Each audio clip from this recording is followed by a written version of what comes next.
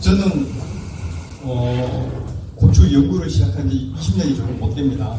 그런데 여러분 여러 선생님들, 사장님들 뵈니까 와, 저보다 더 전문가이실 것 같습니다. 30년 이상 다 되셨죠? 네. 여기서 고추 농사 처음 해보신 분 계십니까? 처음이세요? 알겠습니다. 예, 저는 처음은 아니지만 그래도 여러 고추 농사 선배님들께 이런 교육을 하게 돼가지고 굉장히 지금 떨립니다. 그래서 오늘 교육은 제가 발표는 하겠지만 반대로 제가 배워간다는 입장에서 교육을 하도록 하겠습니다. 그래서 배우려면 뭘 해야 되냐면 질문을 많이 해야 됩니다. 그죠? 저 질문을 많이 하겠습니다. 배울 테니까요. 요즘 어떻습니까? 그 30년 전에 하고 지금하고 비교해봤을 때 고추 농사가 짓기가 편합니까? 아니면 조금 더 힘듭니까? 아니면 어떻습니까? 힘들어요? 예. 제일 힘든 게 어떤 부분입니까? 병. 한점. 예. 칼라병. 날씨는 어떻습니까? 날씨도 좀 얇겠죠. 비가 와야 되는데 옛날에는 비가 잘 왔는데 또 비도 안 오고 비가 그만 와야 되는데 비가 옥수같이 오고 그래서 막 터지고 떨어지고 병도 많이 오고 그러죠. 그리고 옛날에 어떤 병도 많이 생기고 뉴스에 보면 엘니냐 라니냐 막 이렇게 하는데 뜻은 모르겠는데 그런 말이 들릴 때마다 우리가 딱 드는 생각이 한 가지 있을 겁니다. 올해도 농사 만만치 않겠다 그런 생각이 들 겁니다. 그죠? 맞습니까? 네. 예, 그럼 넘어가겠습니다. 요 그래프는 현재 우리나라 고추 재배 면적하고 생산량을 나타내는 그래프입니다. 제가 2010년부터 자료를 모아봤고요.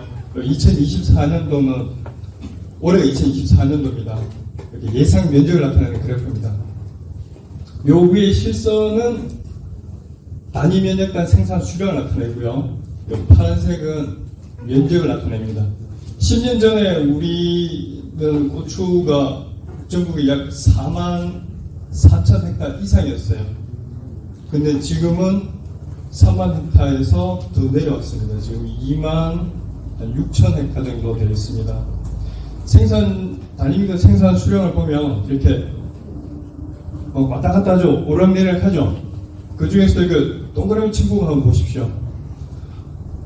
이게 이만큼 툭툭 떨어졌단 말입니다. 이게 왜 그러냐 하면 이 해에는 비가 옥수같이 왔거나 아니면 비가 안 왔거나 가뭄이 심했거나 뭐 그런 해입니다. 그래서 아까 제가 여쭤본 게 30년 전하고 지금하고 그리고 불과 10년 전만 하더라도 이런 현상이 생길 만큼 환경이 많이 안 좋아졌습니다. 그렇다면 우리가 고추 농사는 지금 여러 사장님이나 선생님들께서 가지고 있는 아주 뛰어난 고추 재배 기술도 중요하지만 하늘이 많이 도와줘야 됩니다. 그죠? 그리고 하늘이 도와줘야 되고 그리고 재배 기술이 좋아야 돼요. 재배 기술은 육묘 기술이라든지 아니면 키워나가는 기술 그런 것도 중요합니다. 그거 못지않게 중요한 게 바로 품종입니다. 이런 불량 환경에서 어떤 품종은 농사가 그나마 잘 됐을 거고 어떤 품종은 농사가 좀 안 됐을 그런 경우도 있습니다. 저는 이 품종에 대해서 조금 더 이야기를 하고 싶은 게 뭐냐면 우리가 품종을 살 때는 장점만 보고 사죠. 주로 장점만 보고 사지 않습니까? 이 품종은 어디에 좋다, 뭐가 좋다. 농사짓기 편합니다. 그걸 보고 사시는데 저는 좀 반대로 생각합니다. 우리가 품종을 살 때는 이런 장점을 보고 사지만 농사를 지을 때는 위상을 보고 농사를 지어야 됩니다. 이 품종은 어디에 좋은데 요걸 유의해야 한다고 위상에 적혀 있습니다. 물을 잘 줘야 된다. 비료를 어떤 걸 더 잘 줘야 된다. 그리고 환경 관리는 어떻게 해야 된다. 그걸 잘 지켜준다면은 아마 하늘도 돋고 재배 기술도 돋고 품종의 단점을 보완하는 유의사항을 지켜서 아마 더 높은 생산이나 소득을 올릴 수 있을 거라고 생각합니다. 목차는 이렇습니다. 크게 생육 특성부터 품종 설명까지입니다. 여기 어느 나라 지도 같습니까? 남아프리카. 요거는 이제 우리 고추의 고향을 알려드리려고 제가 넣어봤습니다. 중앙아메리카, 중남미죠. 그리고 여기는 멕시코입니다. 여기가 고추의 고향인데 사실 우리나라에 재배하고 있는 고추의 고향은 여기 빨간색 동그라미 안에 있는 곳입니다. 여기가 어디죠? 맞습니다. 멕시코입니다. 멕시코 하면 제일 처음 떠오르는 게 뭡니까? 날씨가 어때요? 느끼가 났습니다. 네. 멕시코 하면 제일 먼저 떠오르는 게 하면 더울 것 같죠? 예, 더우니까 모자도 큰 거 쓰고 선인장도 있고 그렇습니다. 그래서 고추는 기본적으로 더운 걸 좋아합니다. 온도가 따뜻한 걸 좋아해요. 고온성 작물입니다. 그래서 우리가 타종 때도 온도를 높여가지고 싹을 틔워주고 밀매도 좀 따뜻하게 해가지고 따뜻할 때 심죠. 봄에 심죠. 겨울에 안 심죠. 그죠? 네, 그래서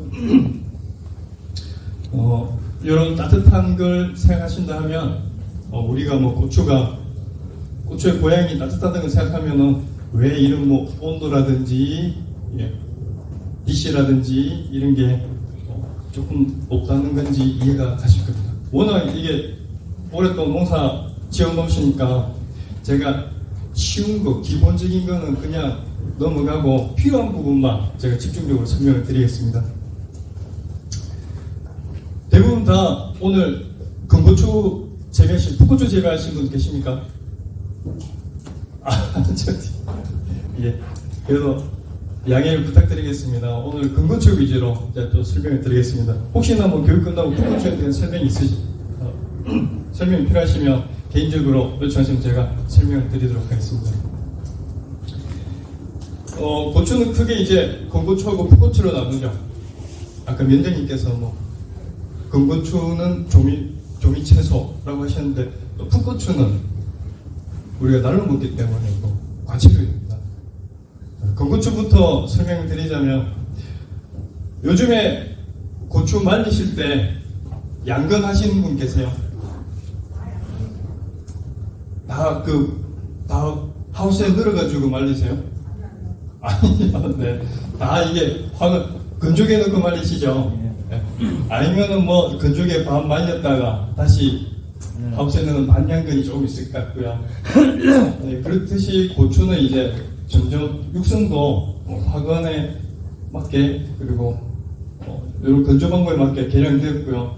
옛날 고추는 30년 전에 고추는 뭐 특이하게 내경성 이런 게 많이 없었을 거라고 생각해요. 그냥 품질 좋고 수량 많고 맛있으면 아주 좋았는데 어느 순간 밭에 막 역병이 돌기 시작했죠. 역병이 돌기 시작하면서 역병 내병계가 생기고 역병이 이제 잡힌다 싶었는데 탄저가 극성을 부리고 듣도 보다 못한 뭐 칼라병이라는 바이러스가 생기고 그래서 과거에는 일반계였던 이 품질계였던 고추가 지금은 복합 내병계로 바뀌고 고추도 그리고 많이 커졌죠. 그죠? 많이 커졌습니다. 뭐 여기 주로 노지 재배를 금고추니까 다 노지 재배라 생각하겠습니다. 노지 재배는 뭐 보통 2월달에 파종을 해줬죠. 고추는 크게 이제 비가림 터널 노지가 있는데 아까 말씀드린 노지 재배를 중심으로 설명드리겠습니다. 비가림이나 터널에서 중요한 요인은 뭐냐면 착과성입니다. 왜냐하면 노지 그냥 심으면 바람이 불고 하면서 이제 꽃가루를 털어가지고 수정이 잘 될 건데 요 하우스나 비가림 안에 들어가면 바람이 붑니까? 네, 그래서 우리가 뭘 넣어줍니까? 뭐를 넣든지 틀어준다든지 그런 식으로 수정을 시키죠. 요 꽃을 보면 이렇게 암술이 삐쭉 튀어나온 놈이 있고 암술하고 수술하고 다 이렇게 거의 비슷한 위치에 있는 게 있습니다. 꽃을 보면 이제 이런 것들이 수정이 잘 되는 품종의 특성이라고 하겠습니다. 이렇게 삐쭉 튀어나온 것들은 뭐 노지에서는 상관없습니다. 근데 하우스라든지 아니면 터널에서는 이런 착화성이 조금 문제가 될 수 있습니다. 노지에서는 가장 중요한 요인 중에 하나가 두 개가 초세하고 내근성입니다. 왜 초세가 중요하냐? 하우스나 터널에서는 물 주고 밑으로 양분 밀어 넣어주면 그 뭐 다른 환경 요인이 없으니까 쭉쭉 그런 대로 잘 자랐는데 노지에서는 물을 내가 주고 싶어도 뭐 쉽게 줄 수 있는 상황도 아니고 또 뭐 비료를 주려면 또 짊어지고 올라가야 되고 그리고 비가 오고 바람이 불고 하니까 모든 자연 악조건에 노출이 되어 있습니다. 그래서 이런 환경을 이겨내려면 몸이 튼튼해야 됩니다. 사람도 튼튼해야 일 잘하고 공부도 잘하고 그러죠, 그죠? 네, 고추도 마찬가지입니다.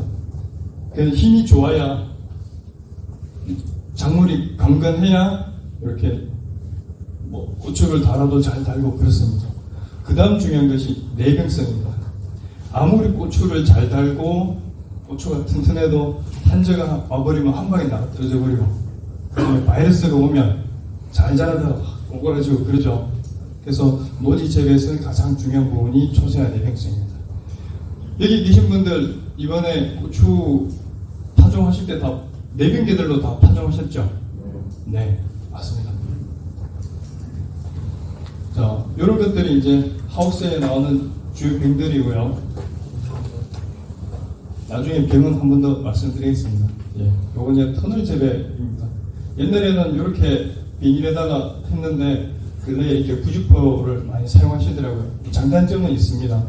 요거는 좀 비싸가지고 오래 쓰려고 또 수거하다 보면 찢어지고 막 그런 것도 있고 한데 장점도 많지만 그런 약간 단점도 있습니다. 이것은 고추의 일생을 나타내는 그림입니다. 제가 지원 하나 들고 있습니다. 파종 언제 하셨습니까? 2월 초에 하셨어요? 2월 말. 2월 말. 2월 초에 하신 분? 2월 말에 하신 분? 2월 중순에 하신 분? 손안 되신 분들은 언제 하셨어요? 1월 달에 하셨어요? 네. 설 지나고 하셨어요? 아, 그냥 중순에 하셨네요. 제가 나중에 설명드릴 것 때문에 여쭤봤습니다. 그러면 2월 초에 하신 분은 고추 언제 정식하십니까?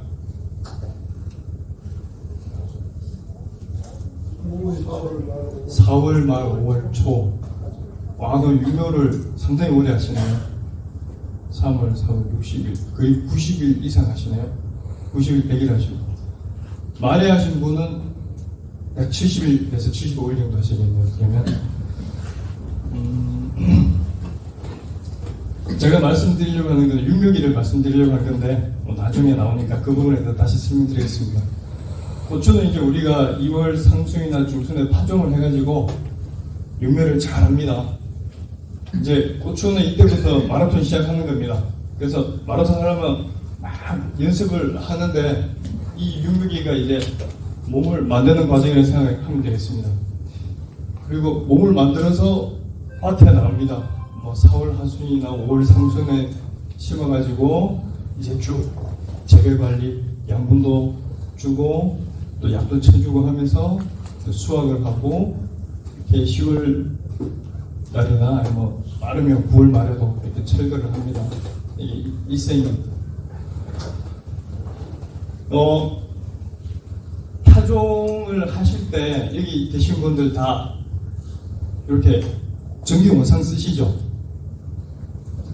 그냥 하는 사람도 있습니다. 그냥 냉상에 하세요? 아니 그냥 육묘장만 설치해가지고 네네.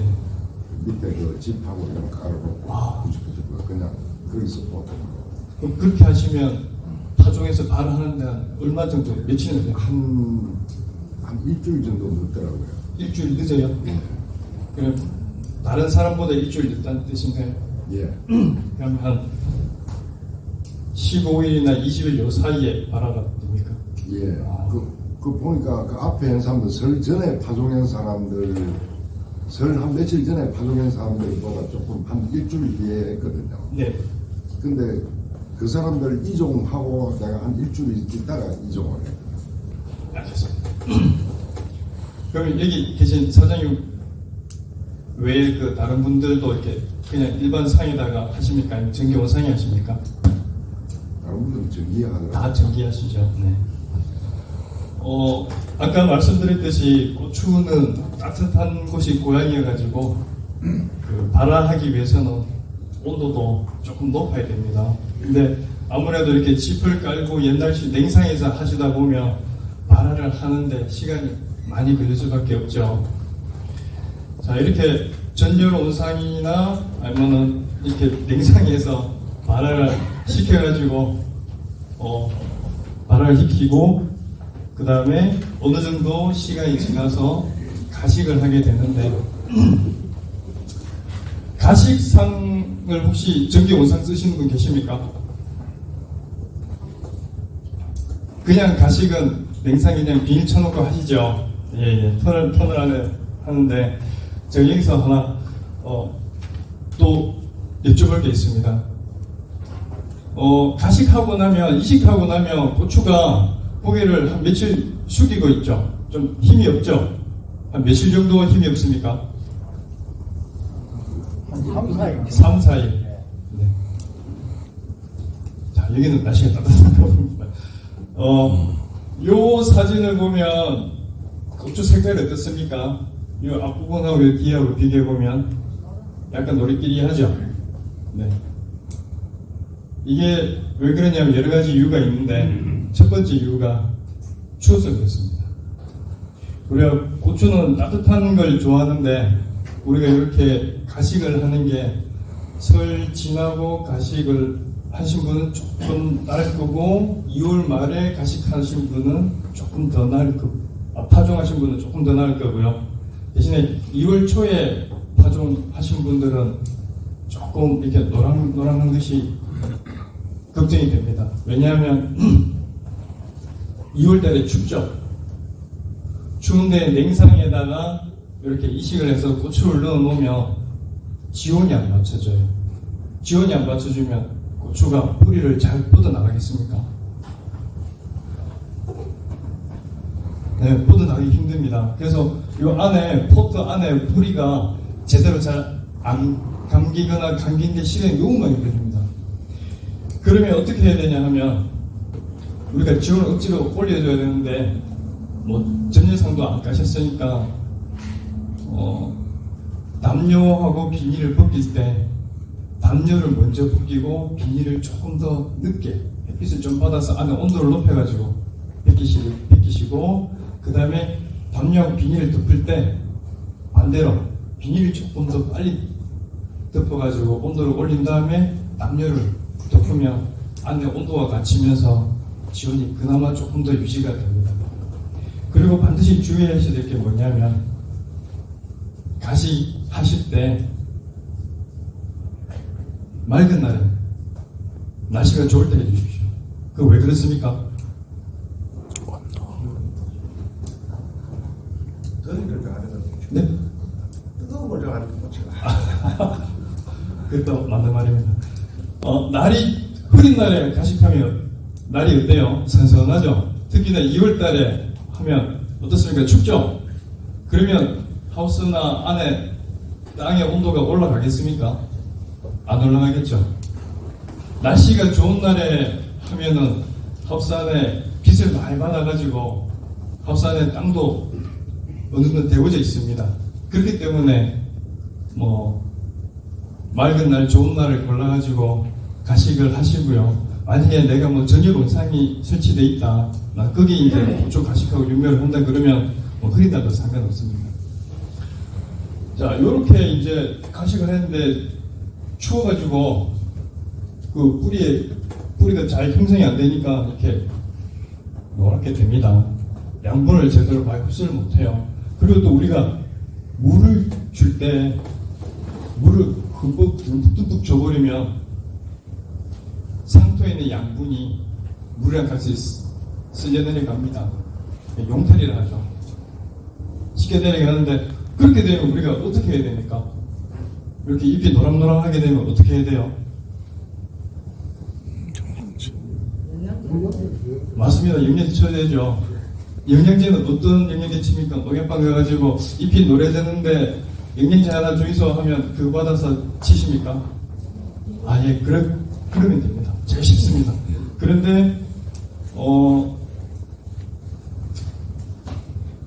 가끔 이제 영양제를 사오러 가기가 좀 그러거나 하면 우리 뭐 요소나 이런 거 한 1000배로 타가지고 그거를 또 시험해 주셔도 괜찮습니다. 자, 요 밑에는 제가 일부러 뭐 글을 안 듣는데 요 밑에 사진을 보면 잎이 엄청 노랗죠? 노랗고 사이사이에 검지티한 게 보입니다. 그죠? 이게 뭐냐면 여러 가지가 복합된 겁니다. 추운 데다가 물을 많이 줬어요. 그래가지고 양분도 다 쓸려 내려갔는데 또 추워가지고 뿌리가 또 잘 안 도니까는 양분 결핍이 많이 생겼어요. 그래가지고 잎이 노랑노랑하다고 이런 결핍 증상이 나와버립니다. 거기다가 물을 많이 주니까 습이 많으니까 떡잎들이 죄다 떨어져 버렸어요. 노화가 와가지고 모종이 별로 크지도 않아요. 이 사진이 언제 사진이냐 하면 어제 사진입니다. 어제 저한테 누가 사진을 보내와가지고 이거 어때요? 그렇게 물어본 사진입니다. 이거는 묘령이 한 40일 정도밖에 안 됐어요. 40일 정도밖에 안 됐는데 이렇다 그러면은 많이 추웠어요. 요 위에 새로 나온 잎은 녹색으로 제대로 나와요. 왜 그렇습니까? 요 근래에 날이 따뜻해졌어요. 추위를 계속 받아가지고 스트레스를 임대로 받았는데 날이 따뜻해지니까 밑에 잎은 이제 늙어서 힘없었고 일을 못하고 이제 새 잎은 날이 따뜻해지니까 이제 파랗게 나오는 거예요. 문무사를 엄청나게 하겠죠. 제대로 유명 가능하겠습니까? 뭐 어떻게든 영양제 주고 지금부터도 관리를 잘하면은 봄밭에 나가기 전까지는 아마 어느 정도는 좀 끌어낼 수는 있을 것 같습니다. 그리고 이제 육묘를 하더라도 너무 오래 육묘를 해버리면 아까 제가 말씀드렸듯이 물 주고 하면서 양분이 많이 씻겨 내려갑니다. 상토 안에 있는 양분이. 그런데다가 이 포트 크기는 작죠. 포트 크기는 작은데 안에 뿌리가 막 엉켜있고 하니까는 이 고추나무도 힘이 들어요. 노화가 옵니다. 노화가 와가지고 뿌리도 색깔이 약간 노릇끼리하거나 갈변하거나 그렇게 되고 이렇게 너무 긴 육류기간 동안 문자라게 되고 또 힘이 없는 이파리들은 노랗게 변해가지고 또 떨어집니다.